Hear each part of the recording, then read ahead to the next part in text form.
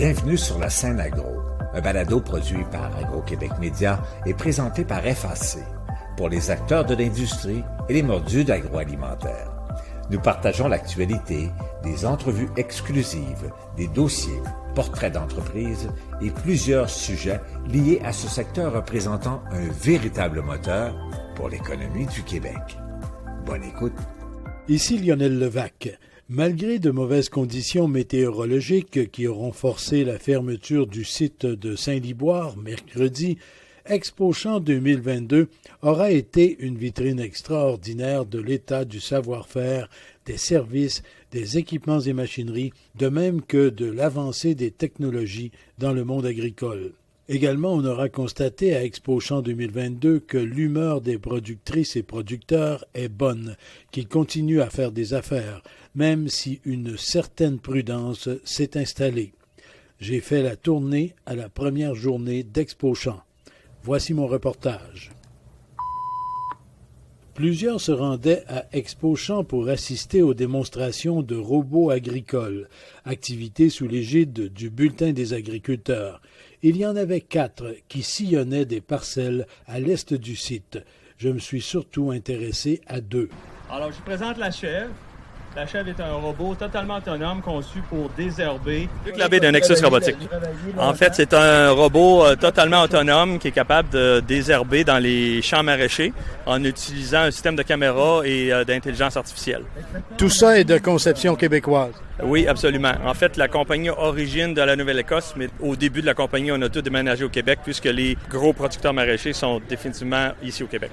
Son travail, c'est de désherber. Il y a un système d'images. Sur les images, il va reconnaître la laitue ou l'oignon ou la carotte.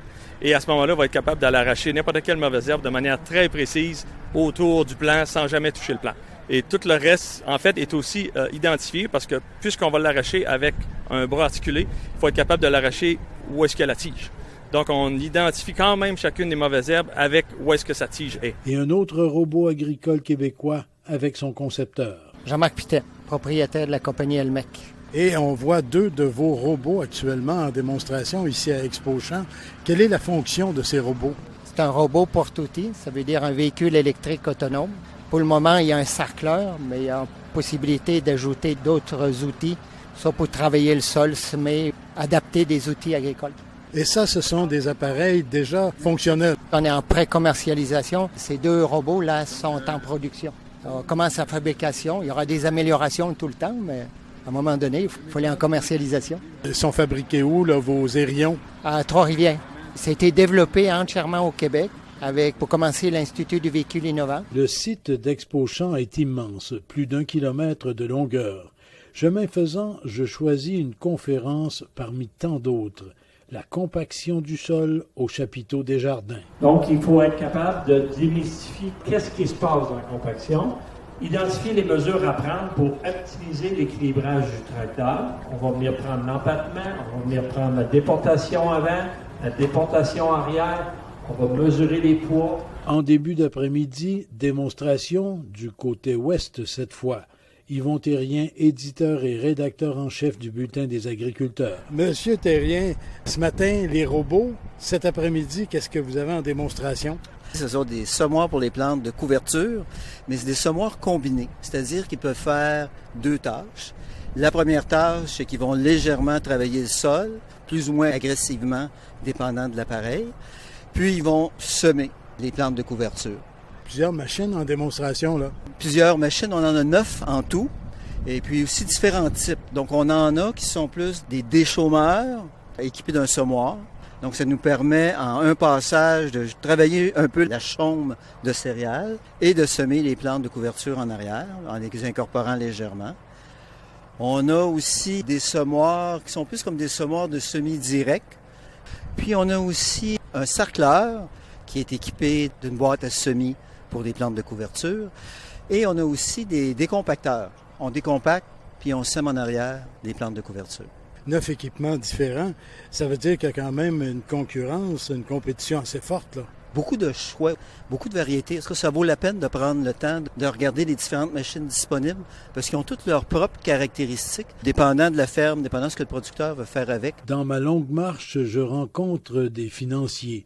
Ils sont assez d'accord, un peu d'inquiétude dans le milieu agricole, mais les affaires tournent quand même. Sylvain Morel, vice-président agroalimentaire chez Desjardins. Sylvain Morel, chez Desjardins, comment vous vivez là, cette question-là d'inflation, de coûts de production très élevés, de l'incertitude générale là, qui entoure l'activité agricole et agroalimentaire? Est-ce que c'est palpable? Ben oui, c'est palpable, mais c'est très différent d'une production à l'autre. C'est très différent d'un producteur à l'autre. Chez nous, on accompagne les entrepreneurs dans leurs besoins. On regarde vraiment la situation de chacun. C'est différent par filière de production. Il y a des bonnes augmentations de prix du lait dans le secteur laitier, ça a aidé les producteurs. Il y en a qui sont extrêmement efficaces, qui s'en sortent très bien. Il y en a d'autres que c'est plus difficile. Les intrants ont quand même beaucoup augmenté, on est conscient de ça. Fait que on a des programmes pour aider les gens, peu importe le secteur d'activité. L'agriculture, c'est très vaste, hein? Le producteur de fruits et légumes, le producteur de grandes cultures, le producteur laitier, le producteur porcin. Chacun vit des défis différents. Il faut s'adapter à chacune de ces productions-là, puis bien comprendre l'ensemble des acteurs de chacune des filières. Puis quand on comprend bien l'ensemble des acteurs des filières, bien, on est capable d'appuyer les gens puis de les conseiller adéquatement, puis de passer à travers les crises, parce que l'agriculture, peu importe le secteur, c'est résilient. De cette façon-là, on est bien placé pour les appuyer, leur donner les bons conseils aussi pour passer à travers toutes ces crises-là. Vincent Gillard, vice-président pour le Québec et l'Est ontarien à Financement Agricole Canada. Oui, le secteur agricole continue de tirer son épingle du jeu. L'humeur est assez bonne dans l'ensemble, je vous dirais. Cette année, je vous donnerai un score de 8 sur 10. Il y a tout de même le contexte de l'inflation, les coûts de production qui sont énormes, les taux d'intérêt qui augmentent, etc. Il y a un certain stress quand même, là. Oui, on peut ajouter rareté de la main-d'œuvre, mais dans l'ensemble, si on regarde les productions, les prix sont au rendez-vous. Alors ça, c'est de nature à réjouir les producteurs agricoles. Le prix des denrées était excellent, le prix du lait était ajusté à la hausse, la volaille, ça va bien, la demande continue d'être en croissance. Les conditions de croissance tout au long de l'été ont été somme toute assez bonnes, de la chaleur, de la pluie en moment opportun, même parfois un peu trop de pluie, si bien que les récoltes devraient se rendre à maturité si ma nature veut bien coopérer. Et on voit des choses dans mes 33 ans de carrière que j'ai pas vues. Il y a trop de foin. Il y a des producteurs qui pourraient choisir, producteurs laitiers, producteurs fourragers, qui pourraient choisir de ne pas faire la troisième coupe. Luc Benoît, je suis directeur de compte à la Banque nationale depuis plus de 20 ans. Comment ça va dans le monde agricole? Ouais, je trouve que ça va quand même relativement bien. En tout cas, on va peut-être leur voir plus dans les prochains mois, prochaines années, mais à date, au niveau financier, nos clients s'en tirent très bien. Ils ont amélioré leurs efficacités à travers les années, puis ça semble bien aller, là. On n'a pas plus de retard ou de défauts dans nos dossiers qu'on avait avant, là. Il y a quand même un petit stress qui s'est installé qui n'était pas là. Ah, ben c'est sûr, c'est que la hausse des taux d'intérêt dans les entreprises les plus endettées, ça va avoir un impact quand même assez majeur. Là, on parle d'une hausse de 3-4 % là, sur les prêts à terme, là. Heureusement, on n'a pas besoin de renouveler tous les prêts. Il y a des clients qui avaient eu l'initiative de geler des taux sur 2 ou 4 ou 5 ans. Ça a été une excellente décision l'an passé, mais ça va venir par avoir de l'effet, c'est sûr, là, sur la clientèle, là, sur l'agriculture en général, là. Mais pour l'instant, ça tient bien. Ah oui, ça va très bien, ça va très bien. En tout cas, on ne sent pas au niveau financier, là. C'est peut-être un peu plus tranquille au niveau des projets. Ça amène les agriculteurs à calculer un peu plus, peut-être, là, les achats de terre ou de machinerie. Ben, il faut calculer un peu plus, là. Ça, c'est positif. Fabienne Côté, je suis vice-présidente pour l'agriculture et l'agroalimentaire chez RBC pour tout le Québec. On parle beaucoup de contexte économique difficile, d'inquiétude économique. Est-ce que dans le secteur agroalimentaire, on ressent tout ça? C'est sûr qu'on le ressent un peu comme dans tous les secteurs. Cependant, pour l'agriculture et l'agroalimentaire, ce qu'il y a de différent aussi, c'est qu'on voit que la population est de plus en plus consciente, hein. C'est important.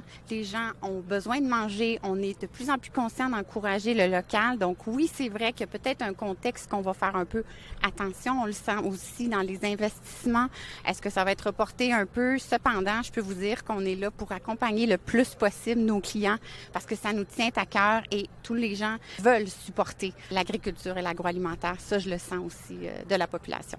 Donc, on ne peut pas parler de crise dans le secteur agroalimentaire. Ça va quand même relativement bien. Tout à fait, tout à fait. Oui, effectivement, ça va relativement bien. À travers des systèmes de traite, des tracteurs et autres machines, des équipements d'étable ou de porcherie, des services de toutes sortes, des présentations de semenciers, on retrouve des écoles qui recrutent pour leurs différentes formations. Alexia Trudeau. On représente le CRIFA à Quaticook. Moi, je représente la production animale. Pour recruter des élèves pour votre école. Oui, c'est ça. Nous, dans le fond, là, on enseigne à des futurs employés de ferme. Là. Nous, on enseigne production laitière, bovine, équine, caprin, ovin et un petit peu de porc. Yvon Saint-Jean, agronome à retraite, mais toujours enseignant au Cégep de Sherbrooke. On enseigne le programme de gestion et technologie d'entreprises agricoles, celui qui est enseigné dans plusieurs institutions au Québec, un peu partout. On fait ça depuis 1994 au Cégep de Sherbrooke. Vos cohortes sont pleines, vous avez des étudiants? Oui, ça va bien. On pourrait en prendre encore quelques-uns. Il y a encore du monde qui sont surpris de voir que le Cégep de Sherbrooke enseigne gestion et technologie d'entreprises agricoles. Mais on est assez plein. Ça va bien depuis quelques années. Là, l'agriculture a repris ses lettres de noblesse, on peut dire. Thomas Bergeron. Moi, je viens dans le fond de Saint-Dominique-de-Bagotte, sur une ferme de volailles et poulains de chair. Puis on est ici à l'Expo Champ pour représenter l'ITA, puis plus précisément notre groupe Génie agromécanique. Le génie agromécanique, c'est technologie de génie agromécanique qui touche à plusieurs volets comme la machinerie, comme le volet de ventilation ou les robots traitent. Et tu deviens un technicien spécialisé, tu peux choisir l'un des 3 volets comme je vous ai cité tantôt. Mon nom c'est Younes Zarghi.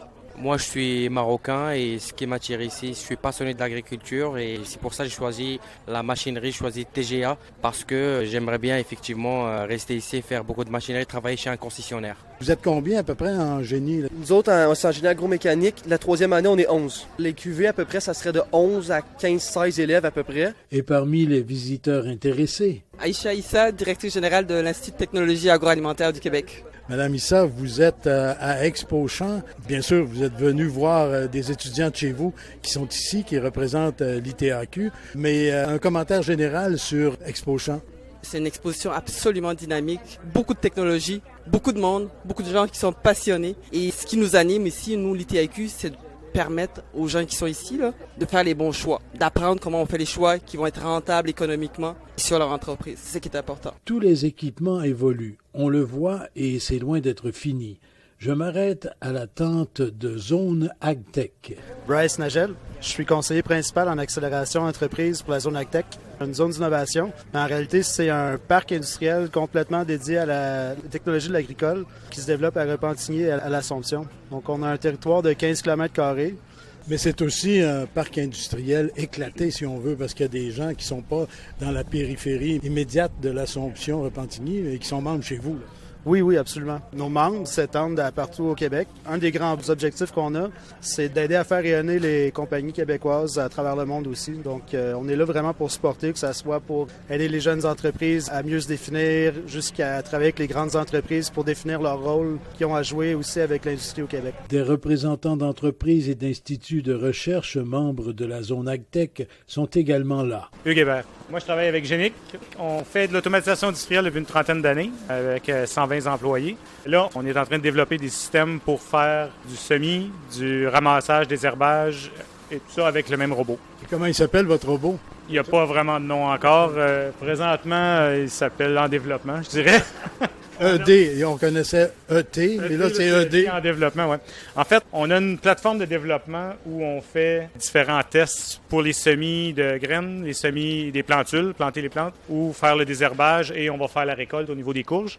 Ensuite, on a développé un système qui fait du bin picking, c'est-à-dire qu'il y a un robot avec une vision 3D qui va sélectionner les courges par lui-même pour vider la boîte de transport du champ vers l'usine pour le lavage. Et à la sortie du lavage, on fait le placement des courges à l'intérieur de la boîte de façon 100% autonome. Vous êtes installé où? Génic est installé à Saint-Jérôme. Et vous êtes membre de la Zone AgTech. Zone AgTech et REAI, regroupement des entreprises en automatisation industrielle. Véronique Maheu.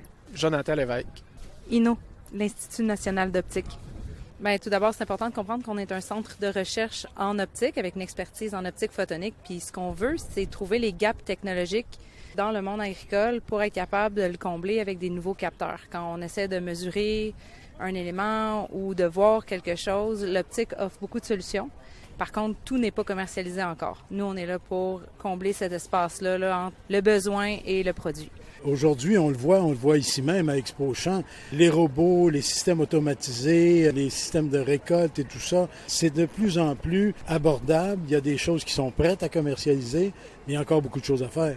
Nous, de notre côté, ce qu'on essaie de se concentrer, c'est au niveau, dans mon cas, au niveau de la détection des symptômes et dommages des plants, l'optimisation des rendements, mais de manière précoce. Donc, actuellement, les systèmes intelligents utilisent la vision, vont essayer de remplacer l'œil humain. Donc, nous, ce qu'on essaie de voir, c'est est-ce que c'est possible d'être un peu plus prédictif, d'être un peu plus en amont là, dans la détection des symptômes. Avec les spectres lumineux et tout ça. Tout à fait. Un exemple sur lequel on travaille, la pulvérisation sélective dans les champs de pommes de terre pour détecter les foyers de doryphores, pour faire une application précise et ainsi réduire l'utilisation des insecticides, réduire l'impact environnemental, les coûts, ainsi de suite. Avec Zone AgTech, toujours, le fabricant de serres Tessier présente également ses innovations. Ici Lionel Levac. Si vous n'avez pas tout vu à Expo Champs, reprenez-vous en janvier prochain au Salon de l'agriculture. Au revoir. Vous avez aimé ce contenu? Suivez la Scène Agro pour rester à l'affût de l'actualité agroalimentaire. Merci et à bientôt.